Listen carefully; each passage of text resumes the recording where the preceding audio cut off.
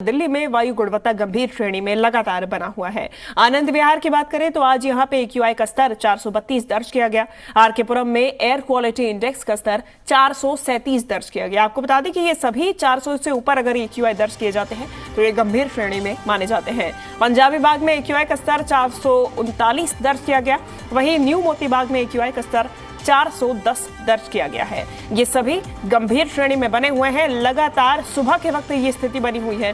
ऐसे में जैसे जैसे दिन गुजरेगा, दिन बढ़ेगा, वैसे वैसे वायु की गुणवत्ता का स्तर और भी खतरनाक होता जाएगा।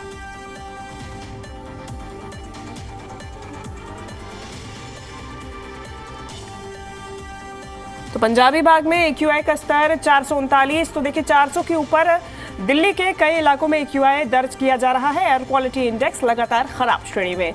ज्यादा जानकारी लेंगे जी मीडिया संवाददाता अनुष्का गर्ग हमारे साथ जुड़ गई है। अनुष्का, बेहद ही गंभीर श्रेणी में एयर क्वालिटी इंडेक्स बना हुआ है। ऐसे में फिलहाल विजिबिलिटी पर कितना असर, तस्वीरें दिखाइएगा।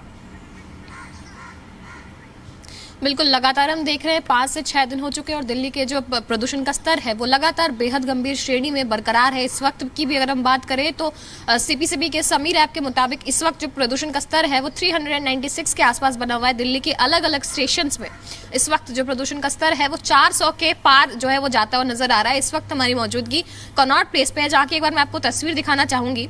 आप देख सकते हैं किस तरीके से अभी भी विजिबिलिटी जो है वो काफी ज्यादा कम नजर आ रही है। बहुत से जो गाड़ियां जा रही है उनके हेडलाइट्स जो हैं वो ऑन नजर आ रहे हैं, टेल लाइट्स जो हैं वो ऑन नजर आ रही हैं। साथ ही साथ जो रफ्तार है गाड़ियों की उस पर भी कहीं ना कहीं विजिबिलिटी की वजह से काफी ज्यादा असर पड़ता हुआ नजर आ रहा है।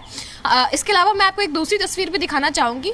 हमारी मौजूदगी इस वक्त उस जगह पर है जहां पर स्मॉग टावर्स जो है वो इंस्टॉल किए गए थे, जो कि इस वक्त जो है हमें ये बंद नजर आ रहा है। ये अभी फंक्शनल नहीं है, जिसकी वजह से जो हवा की गुणवत्ता, क्योंकि एक स्मॉग टावर्स जो है वो इसलिए लगाए गए थे कि जब भी अगर वायु गुणवत्ता खराब श्रेणी में जाए तो इसका उपयोग कर 1000 क्यूबिक मीटर्स तक की जो एरिया है वहां पर पोल्यूशन का जो स्तर है उसको कहीं ना कहीं उस पर सुधार किया जा सके।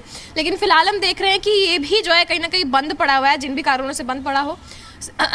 इसके अलावा मैं आपको बताना चाहूंगी मौसम विभाग की तरफ से ये संभावना जताई गई है। एक राहत भरी खबर जो है वो मौसम विभाग की तरफ से कहीं ना कहीं दी जा रही है कि 9 नवंबर को शायद बारिश जो है वो संभावित है, जिसके बाद प्रदूषण से को लेकर के लोगों को कहीं ना कहीं थोड़ी बहुत जो राहत है वो मिलने के आसार जो है वो लग रहे हैं। इसके अलावा मैं आपको बताना चाहूंगी लगातार बढ़ते प्रदूषण को लेकर के 13 नवंबर से लेकर 20 नवंबर तक ऑड इवन लागू की बात की गई है। ऑड इवन का मतलब ये होता है कि जो भी ऑड डेज है उसमें वही गाड़ियां चलेंगी जिनके नंबर प्लेट पे जो नंबर्स है वो ऑड नंबर हो, और इवन डेज में वही गाड़ियां चलेंगी जिनके नंबर प्लेट पे जो नंबर्स हैं वो इवन लिखे हुए हो। 13 से 20 नवंबर तक जो है इसको कहीं ना कहीं लागू करने की बात की जा रही है। मैं आपको बता दूं दिवाली के ठीक अगले दिन ही ऑड इवन जो है वो लागू किया जाएगा। ये पहली बार नहीं है कि दिल्ली में ऑड इवन जो है वो लागू किया जा रहा है, क्योंकि बीते समय में भी जब प्रदूषण देखा गया है कि जब गंभीर श्रेणी के पार गया है तब कहीं ना कहीं ऑड इवन जो है उसको लागू किया गया है। लेकिन फिलहाल जो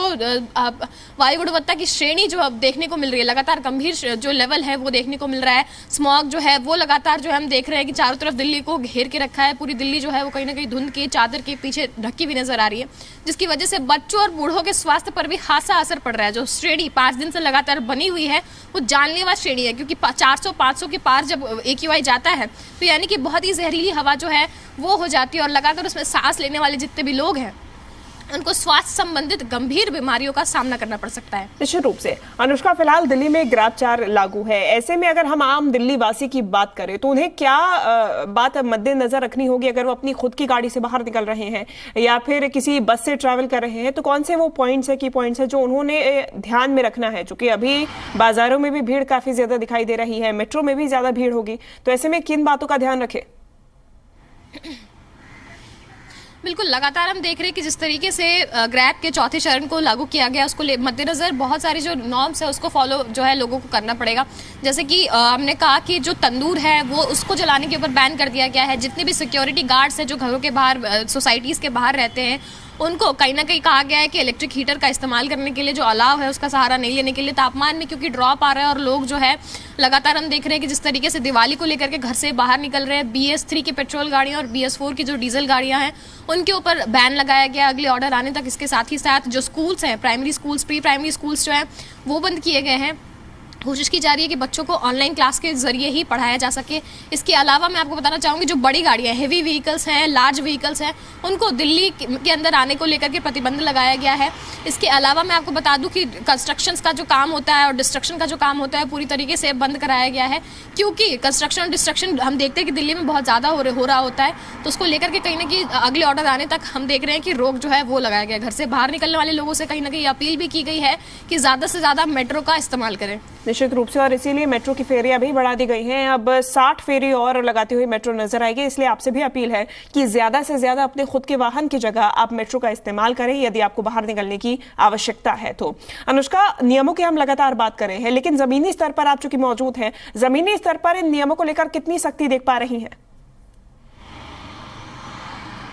बिल्कुल, लगातार हमारी टीम जो है, जी न्यूज़ की टीम, प्रदूषण को लेकर के कवर करती हुई नजर आ रही है। और लगातार हम देख रहे हैं कि दिल्ली में कहीं ना कहीं, जो सेंट्रल दिल्ली की भी अगर हम बात करें तो वहाँ एंटी स्मॉग गन्स जो हैं वो इंस्टॉल किए गए। वाटर स्प्रिंकलिंग का जो काम है वो भी लगातार जो है चालू है। लेकिन वाहनों को जो हम देख रहे हैं सड़कों पर, वो पहले से कहीं ज़्यादा निकल रही है। इसके पीछे का एक कारण ये भी है कि त्योहार का समय है और लगातार जो लोग हैं वो घर से बाहर निकलते हुए नजर आ रहे हैं। हालांकि निर्माण का जो काम है, निर्माण का और डिस्ट्रक्शन का जो काम है, उस पर कहीं ना कहीं रोक लगाया गया है, क्योंकि उसकी वजह से प्रदूषण जो है वो कहीं ना कहीं ज़्यादा बढ़ता हुआ नजर आता है।